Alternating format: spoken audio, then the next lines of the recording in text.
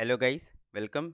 इस वीडियो में बात करेंगे हम लोग CE info system limited share के बारे में, जिसको हम लोग मैप माई इंडिया के नाम से भी जानते हैं। कल ही शेयर में 4.5% की तेज़ी आई है और नियर टू अपने ब्रेकआउट है, तो उस पे हम लोग थोड़ा सा बात करेंगे। इससे पहले इसका हम लोग फंडामेंटल्स देखेंगे, जानेंगे कि ये कंपनी क्या करती है, कैसा इसके फाइनेंशियल्स हैं, क्या शेयर होल्डिंग पैटर्न है, सारा कुछ समझेंगे और उसके बाद हम लोग इसके टेक्निकल्स के पार्ट पे आएंगे। तो स्टार्ट करते हैं।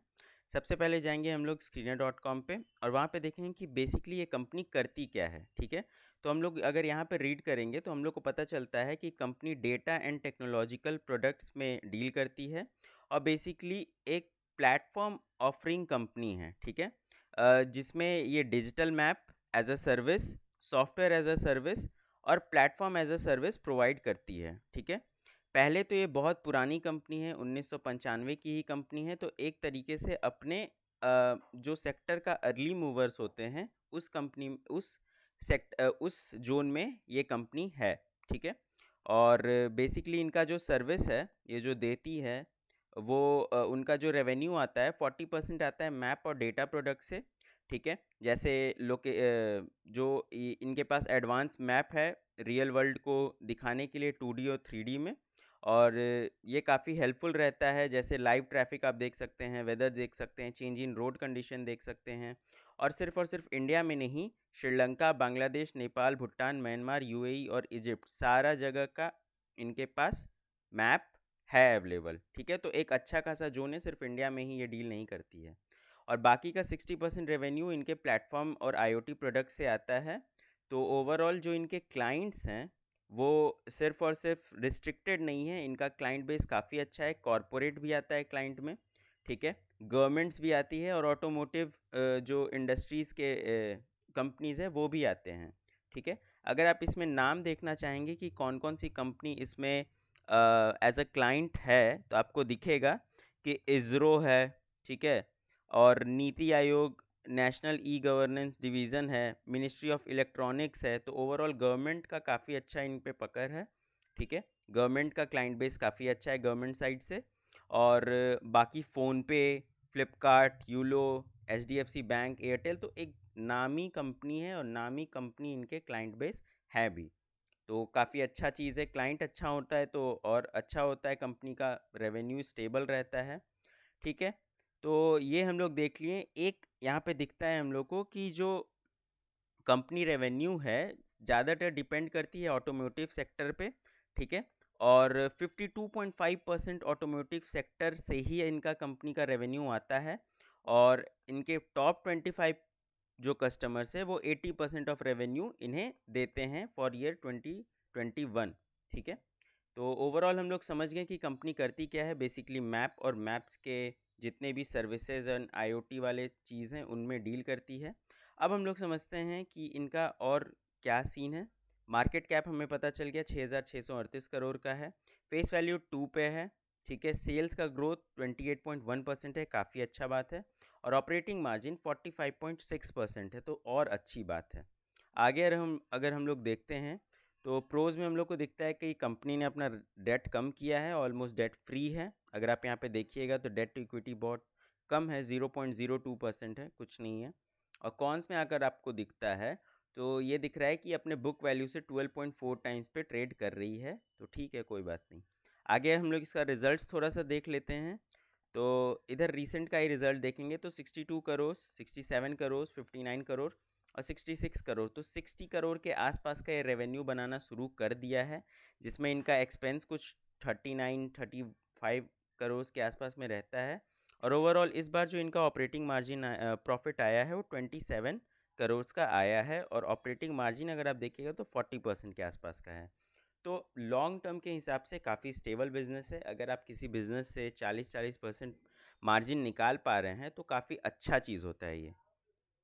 ओवरऑल इनके पैकेट में नेट प्रॉफिट 28 करोड़ आया है इस बार।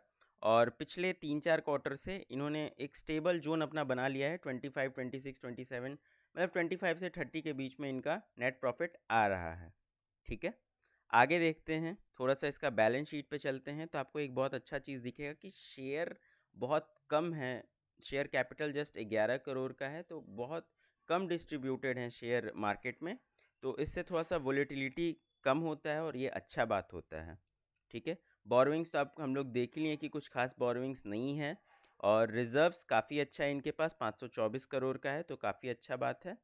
और फिक्स्ड एसेट 36 करोड़ का है, जिसमें बेसिकली फिक्स्ड एसेट में इनका कंप्यूटर्स, सॉफ्टवेयर्स यही सब आते हैं।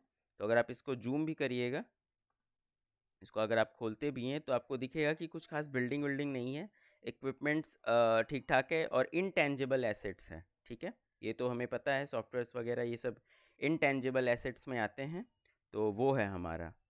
आगे अगर हम लोग देखते हैं इसमें, तो कैश फ्लो हम लोग को दिखता है कि काफ़ी कैश रिच बिजनेस है और 100 करोड़ का इनके पास ऑपरेटिंग एक्टिविटी से कैश आ जा रहा है, ठीक है। अगर आप देखिएगा साल में इनका ऑपरेटिंग प्रॉफिट 86 करोड़ 116 करोड़ के आसपास में रहता है, जिसमें अगर आप डेप्रिसिएशन अगर 6 करोड़ हटा देते हैं, 6 करोड़ मतलब रखते हैं और बाकी इंटरेस्ट में क्योंकि आप पैसा दे रहे हैं, डेप्रिसिएशन में कुछ आपका कैश इन्वॉल्व नहीं है, ठीक है। तो अगर आप उसको इग्नोर भी कर देते हैं तो आपके पास ओवरऑल 110 मतलब एक अच्छा खासा 70-80 करोड़ के आसपास में आता है अगर हम लोग इंटरेस्ट हटा दें तो।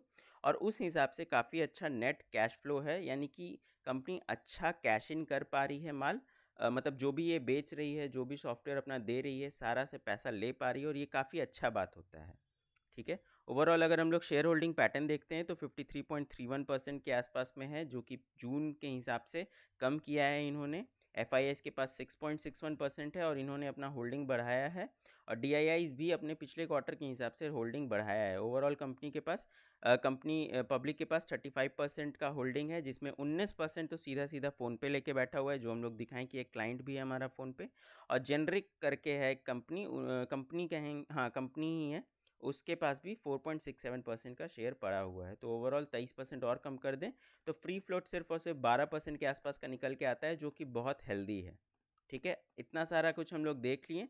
अब हम लोग चलते हैं थोड़ा सा इसके टेक्निकल्स पे। तो टेक्निकल्स पे हमें दिखता है, अगर आप इसे थोड़ा सा जूम करिएगा, ये हमारा वीकली चार्ट है। तो एक हमारा रेजिस्टेंस था 1230 के आसपास का, 1230 1240 के आसपास का, और पिछले ही दिन एक अच्छा खासा ब्रेकआउट आया है 4% के हिसाब से। और क्योंकि ये शेयर, देखिए मार्केट गिर रहा है, ओवरऑल मार्केट गिर रहा है, ठीक है। निफ्टी मिड कैप भी गिर रहा है, 1% रोज़ गिर जा रहा है, निफ्टी भी थोड़ा बहुत टम्बल डाउन कर ही रहा है, और उसमें भी ये अगर स्ट्रांगली परफॉर्म कर रहा है इस मार्केट कंडीशन में भी, तो ये स्ट्रांग स्टॉक हुआ, ठीक है। आपको यहाँ पे दिख रहा होगा कि एक महीने का प्रॉपर कंसोलिडेशन हुआ था, उसके बाद एक ब्रेकआउट आया, ठीक है, और जस्ट इस ट्रेंड लाइन को एज अ सपोर्ट लेके चलते जा रहा है। तो अगर किसी के पास ये स्टॉक पड़ा हुआ है तो ये ट्रेंड लाइन आपका एसएल होगा, चलने दीजिए ट्रेड को, अच्छा खासा स्टॉक है। अगर किसी को इसमें पोजीशन बनाना है तो थोड़ा सा इसे वेट कर लेना चाहिए कि उन्हें, और इसके ऊपर जस्ट होल्ड करने दीजिए कुछ दिन, उसके बाद आराम से आप इसमें पोजीशन बना सकते हैं अगर आपका लॉन्ग टर्म का व्यू है तो। और अगर आपको शॉर्ट में ट्रेड लेना है तो आप आराम से इसका थोड़ा सा होल्ड कर, मतलब इसमें रुक सकते हैं। थोड़ा सा आपको ये दिख रहा होगा कि एक प्रॉपर ये कंप्लीट किया है, और उसके बाद अगर इसके ऊपर सस्टेन करता है तो आप एक अच्छा मूव आने वाले दिनों में देख सकते हैं।